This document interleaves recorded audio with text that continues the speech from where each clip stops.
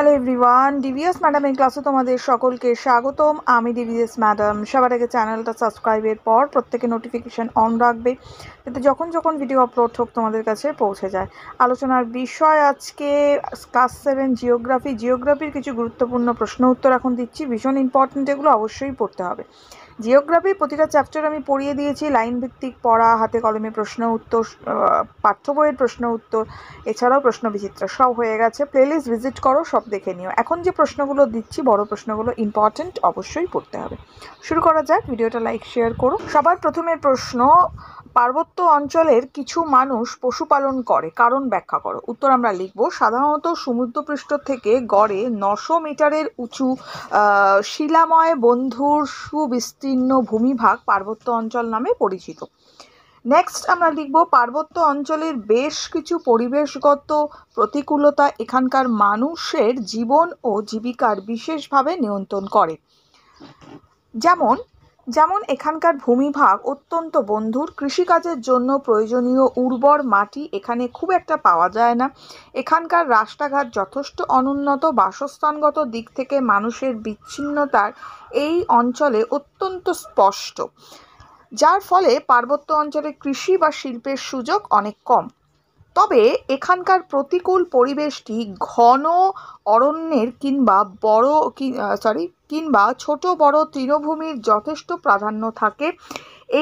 তাই এই প্রভাবটিকে কাজে লাগিয়েই মানুষ পশুপালন করে থাকে। নেক্সট উদাহরণ আমরা বলতে পারি কুমায়ুন হিমালয়ের খাতি আর জাটলি গ্রামের বেশ কিছু মানুষ পশুপালনকেই তাদের জীবিকা হিসাবে বেছে নিয়েছে। নেক্সট প্রশ্ন, পামির মালভূমির উচ্চতা 7,649 মিটার হলেও পামিরকে পর্বত বলা হয় না, কারণটা ব্যাখ্যা করো। উত্তর আমরা লিখব সংজ্ঞা পয়েন্ট করে। সংজ্ঞা অনুসারে সমুদ্রপৃষ্ঠ থেকে 1000 মিটারের বেশি উঁচু ভূমিরূপকে পর্বত বলে। কিন্তু পৃথিবীতে বেশ কিছু উচ্চ মালভূমি, বিশেষত পর্বত বেষ্টিত মালভূমি আছে যাদের উচ্চতা 3000 মিটারের বেশি, যেমন পামির মালভূমি। আচ্ছা, এত উঁচু ভূমিভাগ হওয়া সত্ত্বেও একে পর্বত না বলে মালভূমি বলা হয়, কারণ এর উপরিভাগ মালভূমির ন্যায় সমতল, যা ঈষৎ তরঙ্গায়িত। এটি পর্বতের মতো অত্যন্ত বন্ধুর নয়। পর্বতের মতো একাধিক সুউচ্চ শৃঙ্গ পামির মালভূমিতে দেখা যায় না। এর চারিদিকে মালভূমির ন্যায় খাড়া ঢাল বিশিষ্ট, সর্বোপরি পামির মালভূমির আকৃতি টেবিলের মতো।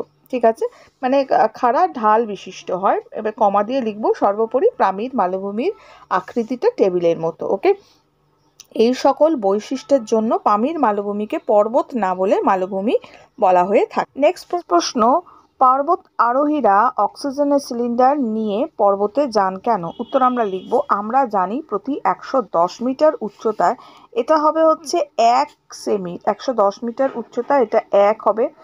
1 সেমি পারস্তম্ভের সমান বায়ুচাপ কমে যায়। পৃথিবীর পার্বত্য অঞ্চলগুলি প্রায় 1000 মিটারের ঊর্ধ্বে অবস্থান করে। পর্বতের যতই উপরে ওঠা যায় ততই বায়ু পাতলা ও হালকা হয়, তার চাপ কমে যায়, ফলে একসময় শ্বাস প্রশ্বাস ব্যাহত ঘটে। তাই পর্বত আরোহীরা অক্সিজেন সিলিন্ডার নিয়ে পর্বতে যায়। নেক্সট প্রশ্ন, কিভাবে পৃথিবীতে বায়ুচাপের সমতা বজায় থাকে? উত্তর, বায়ুচাপের পার্থক্যের কারণেই উচ্চচাপযুক্ত অঞ্চল থেকে নিম্নচাপযুক্ত অঞ্চলের দিকে বায়ু প্রবাহিত হয়।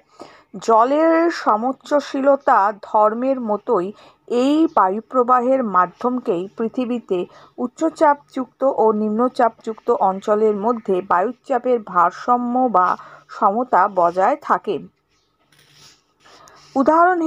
উদাহরণ দিয়ে আমরা লিখব, কোনো নিম্নচাপযুক্ত অঞ্চলে বায়ুচাপ যত বেশি কমতে থাকে, বায়ুচাপের সমতা বজায় রাখার জন্য আশেপাশের বায়ুচাপ অঞ্চল থেকে বায়ু তত বেশি গতিবেগে ওই অঞ্চলের দিকে ছুটে যায়। এইটার ব্যাপারটা আমরা বুঝেছিলাম, যে অঞ্চলে যদি উষ্ণতা কম থাকে কখনো, তো সেই জায়গাটার সমতা বজায় রাখার জন্য আশেপাশ থেকে সেই জায়গাটা পূরণ করার জন্য আমরা জানি বায়ুটা ছুটে যায়। ঠিক আছে, তো এটা আমরা অলরেডি পড়েছি, আমি এটা বুঝিয়েছিলাম।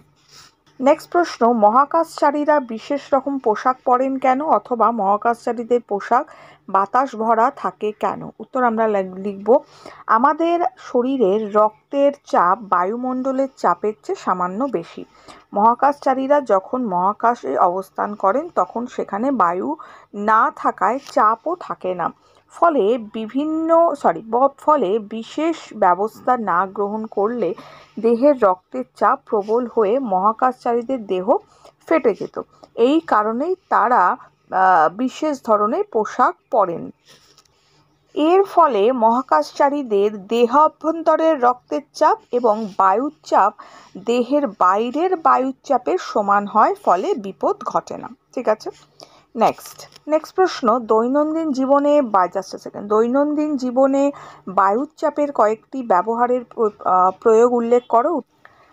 দৈনন্দিন জীবনে বায়ুর চাপের বিভিন্ন প্রয়োগ লক্ষ্য করা যায়, যেমন ড্রপারের সাহায্যে কালি তোলা যায়, সিরিঞ্জের ভেতরে ওষুধ ভরা যায়, সিরিঞ্জ মানে ইঞ্জেকশনের সিরিঞ্জ, ওকে, ইঞ্জেকশনের সিরিঞ্জের ভেতরে ওষুধ ভরা যায়, ঠান্ডা পানীয়ের বোতল থেকে বা ডাব থেকে সরু পাইপের সাহায্যে অভ্যন্তরীণ তরল পান করা যায়, টিকটিকি সহজে দেওয়ালের উপর দিকে হেঁটে যেতে পারে।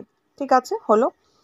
নেক্সট প্রশ্ন, পার্বত্য অঞ্চলে চাল ডাল সিদ্ধ হতে চায় না কেন? উত্তর লিখব, ভূমির উচ্চতা বৃদ্ধির সঙ্গে সঙ্গে বায়ুর ঘনত্ব কমে যায় বলে বায়ুর চাপও কমে যায়। সাধারণত প্রতি 110 মিটার উচ্চতা বৃদ্ধির সঙ্গে সঙ্গে এটা হবে 1 সেমি পারস্তম্ভের সমান বায়ুর চাপ কমে যায়। আবার বায়ুর চাপ কমলে জলের স্ফুটনাঙ্কও কমে যায়। তাই উচ্চ পার্বত্য অঞ্চলে বায়ুর চাপ কম থাকায় 110 ডিগ্রি সি মানে জলের স্ফুটনাঙ্কের কম, এখানটা আরেকটু হবে, লেখাটা আসেনি, 100 এইভাবে লিখব, তাই উচ্চ পার্বত্য অঞ্চলে বায়ুর চাপ কম থাকায় জল 110 ডিগ্রির কম উষ্ণতায় ফুটতে শুরু করে। ঠিক আছে, ফলে চাল ডাল সহজে সিদ্ধ হয়ে যায়। এখানটা হবে কম তোমার উষ্ণতায়, এখানটা হবে উষ্ণতায় ফুটতে শুরু করে, এখানে লেখা খুবই অসুবিধা, লিখে দিলাম ফুটতে শুরু করে। ঠিক আছে, বাস এতটুকুই লিখতে হবে। তারপরে লাইনটা রিপিট করে দেবো, ফলে চাল ডাল সহজে সিদ্ধ হতে চায় না বা সিদ্ধ হতে সময় লাগে, হলো, এইভাবে লিখবো। নেক্সট প্রশ্ন, এশিয়ার উত্তরবাহিনী নদীগুলির বৈশিষ্ট্য। এটা হচ্ছে এটা হচ্ছে ইনিসি আর লেনা, এদের আমরা বৈশিষ্ট্যটা লিখব, ইনিসি আর লেনার এদের গতিপথটাও বইয়ে আছে, গতিপথটাও পড়ে রাখবে, সেটাও কিন্তু আসে অনেক সময়। তো বৈশিষ্ট্য আমরা এভাবে লিখব, উত্তরবাহিনী নদীগুলির মধ্যে এশিয়ার পার্বত্য অঞ্চল থেকে উৎপন্ন হয়ে ভূভাগের ঢাল বরাবর উত্তরের সমভূমির ওপর দিয়ে প্রবাহিত হয়ে সুমেরু মহাসাগর ও তৎসংলগ্ন উপসাগরগুলিতে মিলিত হয়েছে। অধিকাংশ নদীগুলি অনুচ্চ পর্বত থেকে উৎপন্ন হয়ে বহুদূর বিস্তৃত হওয়ায় নদীগুলির ঢাল কম ও ধীর গতি সম্পন্ন। এই নদীগুলির মধ্যভাগের বরফাবৃত পর্বত শিখর থেকে নির্গত হওয়ায় এগুলিতে সারা বছর জল থাকে। নদীগুলি বছরে 3 থেকে 4 মাস বরফাবৃত থাকে এবং বছরে 8 থেকে 9 মাস মোহনাগুলি বরফে ঢাকা থাকে। নদীগুলির গতিপথ বেশিরভাগ সময় বরফাবৃত হওয়ার জন্য নদীগুলি বরফ গলা জলে পুষ্ট হলেও নাব্য নয়। বরফ গলে গেলেও বৃষ্টিপাতের কারণে নদীগুলির বছরে 2 বার বন্যা হয়। বন্যার ফলে মোহনার নিকটবর্তী অঞ্চলে বড় বড় জলভূমির সৃষ্টি হয়েছে। নদী অববাহিকা জলময় হওয়ার জন্য কৃষিকাজ বিশেষ হয় না, হলো। এইভাবে এতটুকু প্রশ্নগুলো দিলাম, পড়ো, দেখা হচ্ছে তোমাদের সঙ্গে নেক্সট ভিডিওতে।